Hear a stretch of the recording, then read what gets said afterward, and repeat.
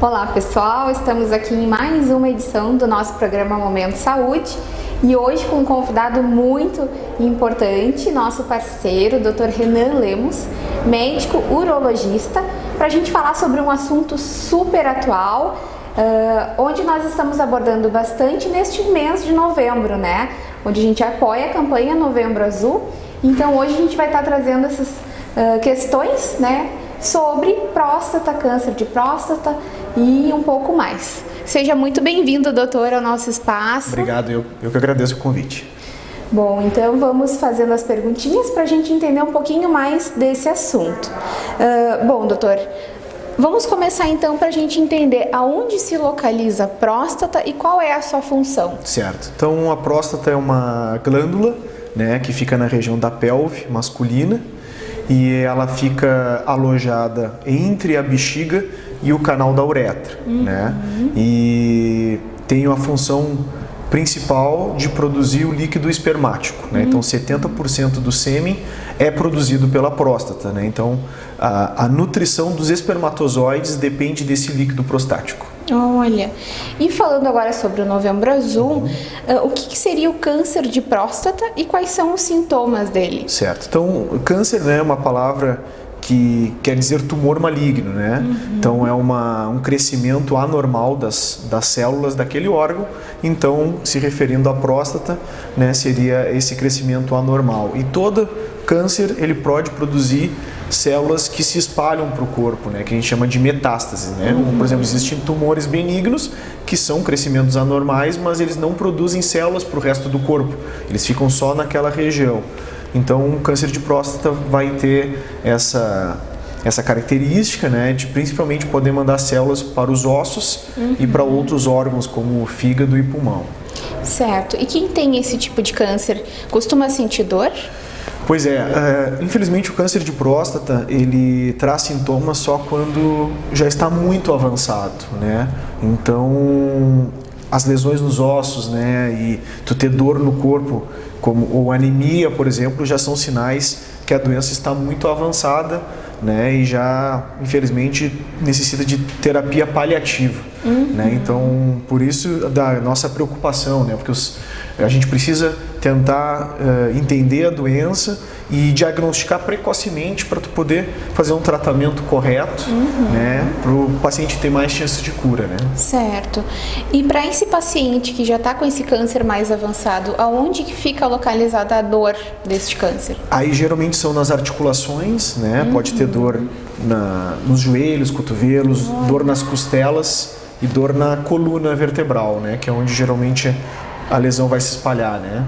Sim. E pode ter já sintomas de cansaço, anemia, né? Mal-estar, falta de fome, né? Mas aí são sintomas realmente bem avançados, né? Nossa. E para quem quer fazer um tratamento ou de repente ter um diagnóstico precoce, tem alguns exames que esse paciente pode fazer, né? Sim, um exame de rotina de prevenção de câncer de próstata, a gente consegue ter uma ideia e avaliar bem esse paciente, começando com exames de laboratório, né? Hemograma, função renal, o PSA, que vai entrar, né, nessa abordagem, ecografia de vias urinárias, podendo avaliar o rim, a próstata, a bexiga, e o exame do toque, né? Então, com esses 3 exames principais, a gente consegue iniciar um rastreio. Claro que isso não define o câncer, né? Mas ele pelo menos te direciona. E se realmente o paciente tiver com suspeita de câncer, aí temos a ressonância magnética, que consegue também nos dar algumas características, né? Principalmente suspeita de câncer mais agressivo, e a biópsia de próstata, que aí sim é o exame que vai nos tirar essa dúvida, vai dar o diagnóstico realmente. Realmente.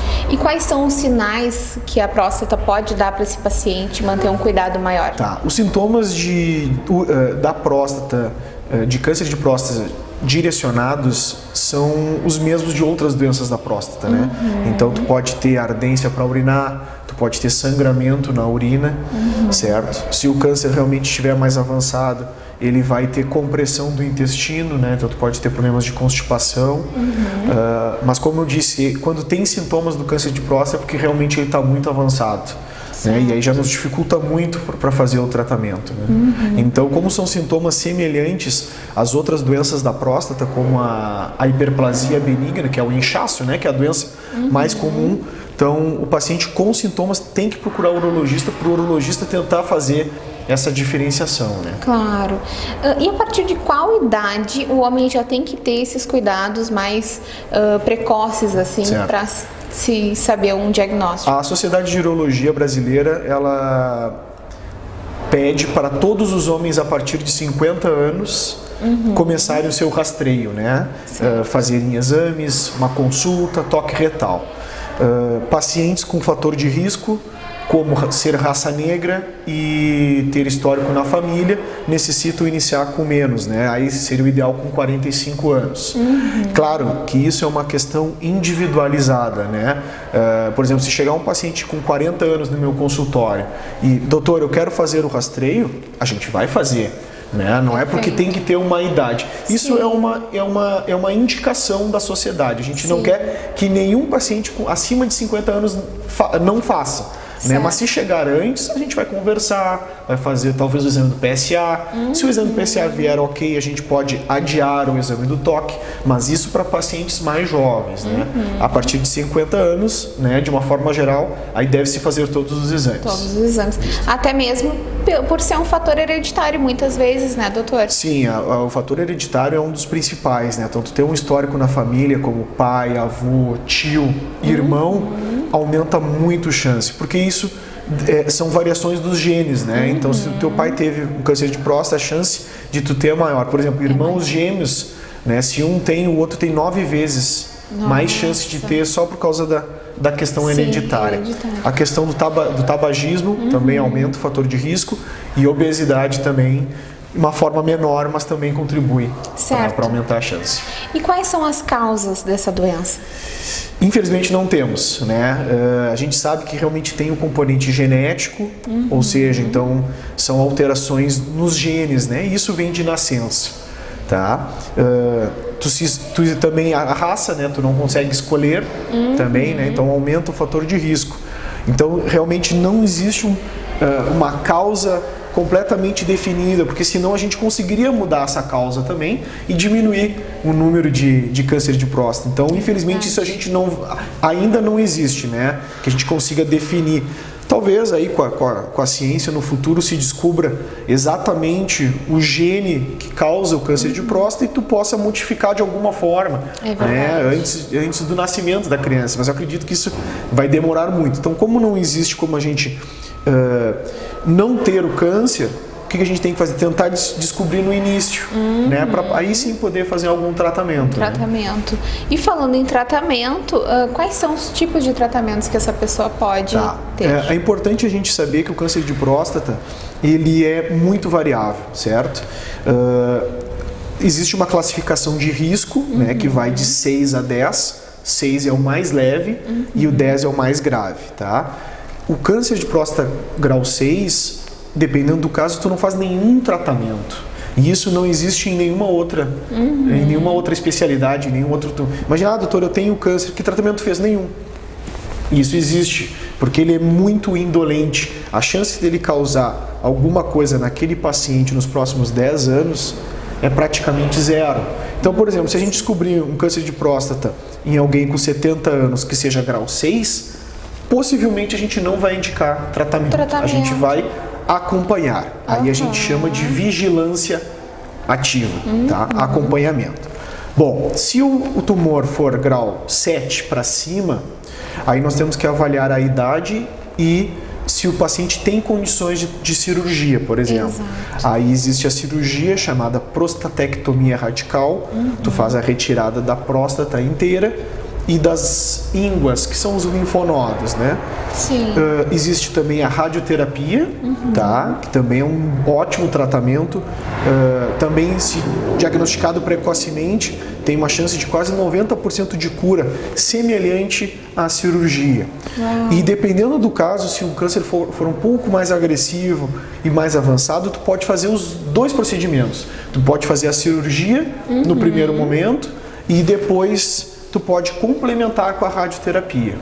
Essas são as terapias curativas. Existem outros tratamentos que aí são complementares da cirurgia e da radioterapia, mas aí não são de cura, são apenas para estagnar ou estabilizar quando o câncer está muito avançado. E aí são os bloqueios androgênicos, que são com medicamentos injetáveis e via orais, e em casos que realmente já está muito avançado, com espalhamento pelo corpo, se indica a quimioterapia. Certo. E existem alguns tipos de alimentos que podem ajudar a diminuição dessa próstata? O tamanho da próstata em si não existe assim um alimento que tu possa dizer que vai diminuir. Existem produtos naturais, homeopáticos, que são anti-inflamatórios de uma forma geral, e eles até contribuem para o alívio dos sintomas. Mas em questão do câncer de próstata, o único alimento que foi estudado foi o tomate, né? Só que a comprovação foi só em tubos de ensaio, ou seja, só nas células. Mas se fez um estudo mostrando pessoas comendo mais tomate do que outras e não teve uma comprovação científica, né? Então, a gente não pode orientar, dizer, não, coma tomate que tu não vai ter. Se tu comer tomate, pode ser que tu tenha um risco menor, mas também tu não pode afirmar completamente, né? Mas em termos de alimentação, o importante é que tu tenha uma dieta saudável, né, rica em alimentos nutritivos, frutas, legumes, ter atividade física regular, não fumar, tudo isso contribui de uma forma geral para a tua saúde, né? E caso tu tenha o câncer de próstata, vai te facilitar para tu fazer o tratamento, porque aí tu vai ter mais condições de fazer a cirurgia, tu vai te recuperar mais fácil da radioterapia. Por quê? Porque tu está bem com o teu corpo, né? Então, se a gente pegar um câncer de próstata num paciente obeso e tabagismo, não é que o câncer vai ser mais agressivo por causa disso, mas o tratamento vai funcionar menos. Coisa boa. E doutor, a questão de prevenção e cuidados, tem como a gente prevenir esse tipo de doença? Não tem. Infelizmente não existe a prevenção é tentar diagnosticar cedo, né, para tu tentar fazer um tratamento. Mas todas essas questões que a gente abordou sobre ter um equilíbrio na dieta, atividade física, não fumar, isso de uma forma geral melhora o teu metabolismo, né? Então, como a gente comentou que a obesidade é um fator de risco, né? Então, se tu te alimentar melhor, né, tu tem menos chance de ter, né? Mas que a gente não pode dizer assim, não, se tu for magro, tu não vai ter. Não, o paciente magro também tem, porque existe o componente genético. E aí, infelizmente, isso a gente não consegue modificar. É verdade. Então, infelizmente, não existe como a gente prevenir o câncer. Não, a gente tem que rastrear ele cedo para os pacientes que têm, principalmente, fator de risco, né? E como a gente não tem um exame perfeito, né? O que seria o exame perfeito? É aquele quando tu faz 100% dá correto para quem tem e 0% dá errado para quem não tem. Esse exame não existe. O PSA, né, é o exame que mais se aproxima, né, mas também não tem todas as características necessárias. Então, por isso que é necessário a consulta, a avaliação, a anamnese, que é conversar com o médico, o exame físico, o toque retal e todos os exames complementares, como a gente falou anteriormente. E nenhum exame exclui o outro, né, doutora? A gente tem muitas dúvidas dos nossos associados que nos perguntam, fazendo PSA, já exclui o exame de toque? Não exclui. Não, né? Por quê? O PSA, geralmente ele está aumentado em 70% dos pacientes com câncer de próstata. Ou seja, existe uma faixa de 25% a 30% que o PSA está dentro da normalidade, né? E o paciente pode ter câncer de próstata com PSA dentro do valor de referência, né? Então o toque retal ele complementa, né? A gente pode no toque avaliar um nódulo e esse nódulo já ser um câncer e o paciente ter um PSA normal. Então apenas o toque não adianta, apenas o PSA não adianta. Por isso que a soma dos dois hoje ainda é o melhor espécie de rastreamento, né? Perfeito. E isso se faz aqui no Brasil, se faz nos Estados Unidos, se faz na Europa.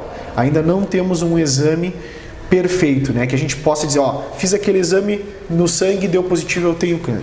Esse exame não existe. Por isso que é necessário todas essas situações e avaliar o paciente de uma forma geral, né? Perfeito. Bom, doutor, para a gente finalizar, então, gostaria que tu, então, passasse para quem está nos assistindo endereço para atendimento do seu consultório e telefones para contato para quem quiser agendar uma consulta. Certo.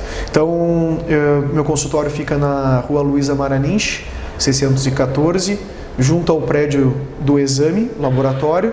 Telefone para contato 3671-1400. Tenho a minha faixa, no Instagram, se quiserem pode me procurar, uro_Renan Lemos. A gente pode tirar algumas dúvidas por lá, mas é importante realmente que todo paciente, a partir dos 50 anos, de uma forma geral, faça a sua avaliação.